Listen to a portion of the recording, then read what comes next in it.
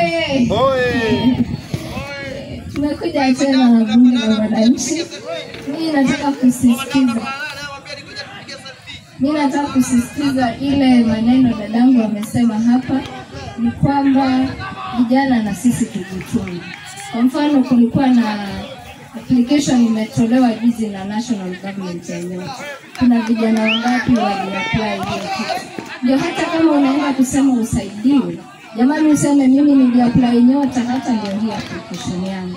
Angalau mnaanza mahali. Pia opportunity kitokea, kwa mfano unajuana na mdosi fulani, usimpigie simu ukasema hello, unanikumbuka. Jamani, hiyo sio professional. Wewe nenda pale mwambie mimi nimesomea agriculture. Na nimesikia kuna jina linafunguliwa pale Bahati.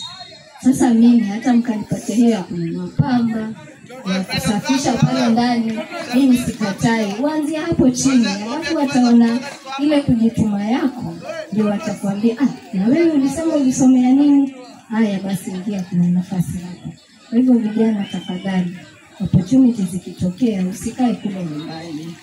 Apply. Alafu baada ya kuapply ndio uende usaidiwe. Lakini shukae tu alafu useme sasa sisi hatuna kazi. Ukishindikana kabisa, sahi kuna joto sana.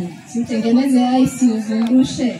Kama sasa hapa uwanjani tumejaa, ungerudi na 50 yako nyumbani. Nashukuru.